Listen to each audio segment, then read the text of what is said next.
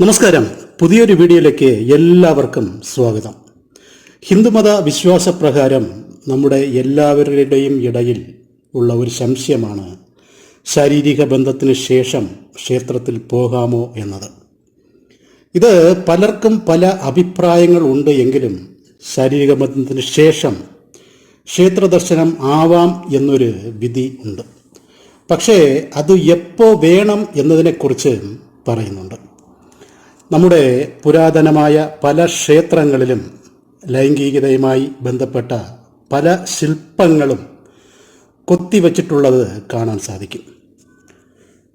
ക്ഷേത്ര ദർശനവും ലൈംഗിക ബന്ധവുമായി ബന്ധപ്പെടും പല തെറ്റിദ്ധാരണകൾ അവരവരുടെ മനസ്സിൽ കടന്നുകൂടിയിട്ടുണ്ട്. ഇതിപ്പോൾ ലൈംഗിക ബന്ധം കഴിഞ്ഞാൽ 7 ദിവസം ക്ഷേത്രത്തിൽ ചെല്ലരുത് എന്ന് ചിലർ പറയുമ്പോൾ മറ്റൊരു കൂട്ടർ പറയുന്നു 3 ദിവസം ക്ഷേത്രത്തിൽ പ്രവേശിക്കാൻ പാടില്ല എന്നും പറയുന്നുണ്ട്. ഇങ്ങനെ നോക്കിയാൽ ഒരു മാസം കുറഞ്ഞത് 10 ദിവസം ലൈംഗികമായി ബന്ധപ്പെടുന്ന ഒരു വ്യക്തിക്ക് ആ മാസത്തിൽ ഒരിക്കലും ക്ഷേത്ര ദർശനം നടത്താൻ കഴിയില്ല എന്നതാണ്. അങ്ങനെ ആയാൽ അയാൾക്ക് ക്ഷേത്ര കാര്യങ്ങളിൽ നിന്നും ഭക്തിമാർഗത്തിൽ നിന്നും ക്രമേണ ഒഴിഞ്ഞു നിൽക്കാനേ സാധിക്കുകയുള്ളൂ.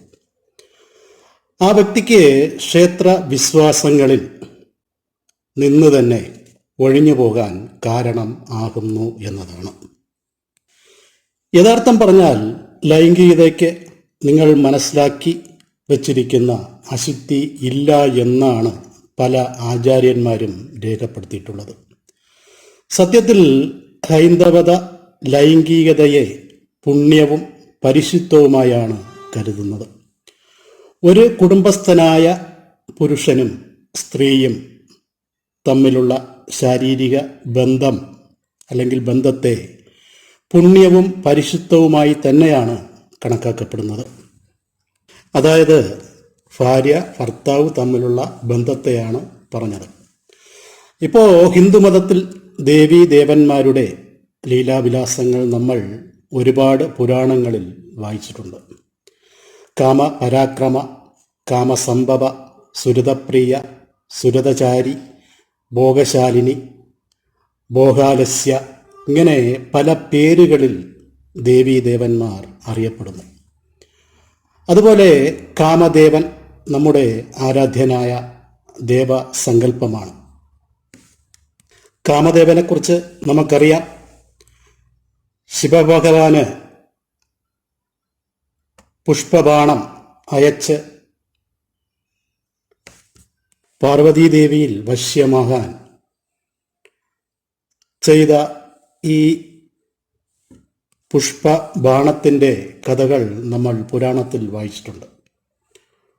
അപ്പോൾ ഇത്രയും ഇവിടെ പറഞ്ഞത് ഭാര്യ ഭർത്താവ് തമ്മിലുള്ള ലൈംഗികത ഒരു മോശം പ്രവൃത്തിയാണ് എന്ന് ഒരിടത്തും പറഞ്ഞിട്ടില്ല, അങ്ങനെ ചിത്രീകരിക്കുന്നുമില്ല എന്നത് ഓർമ്മിപ്പിക്കാനാണ്. അപ്പോൾ ഒരു വ്യക്തി ശാരീരിക ബന്ധത്തിന് ശേഷം എപ്പോഴാണ് ക്ഷേത്ര ദർശനം ആകാം എന്നതിനെക്കുറിച്ച് വിശദമായി നോക്കാം. ക്ഷേത്രത്തിൽ പോകുന്ന ദിവസം നിങ്ങൾ ബ്രാഹ്മമുഹൂർത്തത്തിന് മുൻപായിട്ടാണ് ബന്ധപ്പെട്ടത് എങ്കിൽ അന്ന് രാവിലെ ക്ഷേത്രത്തിൽ തീർച്ചയായും പോകാം എന്നതാണ്. അതുപോലെ ബ്രാഹ്മമുഹൂർത്തത്തിന് ശേഷം, അതായത് പുലർച്ചെ 3 മണിക്കും 5:30 ഇടയ്ക്കാണ് ബന്ധപ്പെട്ടത് എങ്കിൽ വൈകുന്നേരം ക്ഷേത്ര ദർശനം നടത്താം എന്നതാണ് വിധിപ്രകാരം പറയുന്നത്.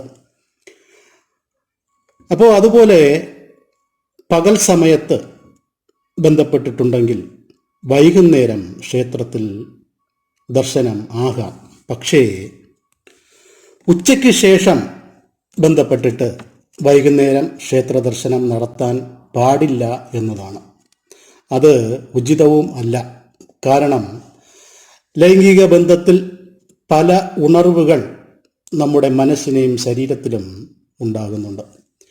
ഈ ഉണർവുകളൊക്കെ നമ്മുടെ മനസ്സിൽ ശാന്തമായി വരാൻ കുറച്ച് സമയം എടുക്കും എന്നതാണ്. അത് കൃത്യമായി പറഞ്ഞാൽ 6 മണിക്കൂർ വരെ ആവാം എന്നതാണ്. അതുകൊണ്ടാണ് ഈ സമയത്ത് ക്ഷേത്രത്തിൽ ചെല്ലരുത് എന്ന് പറയുന്നത്.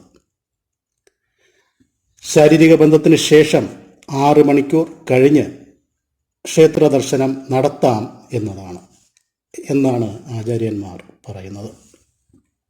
നമ്മൾ ക്ഷേത്രത്തിൽ ചെല്ലുമ്പോൾ ഭക്തി എന്ന ചിന്ത മാത്രമേ മനസ്സിലും ശരീരത്തിലും ഉണ്ടാകാൻ പാടുള്ളൂ.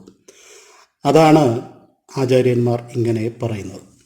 ഇതിപ്പോൾ സ്വയംഭോഗം ചെയ്യുന്നവർ ആണെങ്കിലും ഇത് തന്നെ പാലിക്കേണ്ടതാണ് എന്നും പറയുന്നുണ്ട്. അപ്പോൾ ലൈംഗിക ബന്ധത്തിന് ശേഷം ഈ സമയക്രമം പാലിച്ച് ക്ഷേത്രത്തിൽ പോകുന്നവർ ശുദ്ധിയായി കുളിച്ച് ശുദ്ധവസ്ത്രങ്ങൾ ധരിച്ച് പുണ്യതീർത്ഥം അല്ലെങ്കിൽ കടൽ വെള്ളം കൊണ്ട് ദേഹം ശുദ്ധിയാക്കി നമ്മുടെ മനസ്സും ശരീരവും പൂർണ്ണ ശുദ്ധി വരുത്തിയിട്ട് വേണം അതിനുശേഷം മാത്രമേ ക്ഷേത്ര ദർശനം പാടുള്ളൂ എന്നതാണ്. ഇപ്പോൾ കടൽ വെള്ളമോ പുണ്യതീർത്ഥമോ ഇല്ലെങ്കിൽ കുളത്തിലോ പുഴയിലോ മുങ്ങിക്കുളിച്ചാലും മതി എന്നൊരു വിധിയും പറയുന്നുണ്ട്. അപ്പോൾ മനസ്സിലായല്ലോ, ഭാര്യ ഭർത്താവ് ലൈംഗികത എന്നത് ഒരു തെറ്റായ സംഭവം അല്ല. ഒരു കുടുംബത്തിൻ്റെ അടിത്തറ തന്നെയാണ് ലൈംഗിക ബന്ധം എന്നത്. ഇതിനെ ഒരു തെറ്റായിട്ട് അല്ലെങ്കിൽ പാപമായിട്ട് ആരും കരുതരുത് അല്ലെങ്കിൽ പറയരുത്. അപ്പോൾ മേലെ പറഞ്ഞ ആ കാര്യങ്ങൾ മനസ്സിലാക്കി ക്ഷേത്രത്തിൽ ശുദ്ധിയോടെ ചെല്ലാവുന്നതാണ് എന്നാണ് ആചാര്യന്മാർ പറയുന്നത്. ഈ വീഡിയോ ഇപ്പോൾ അപ്ലോഡ് ചെയ്യാൻ കാരണം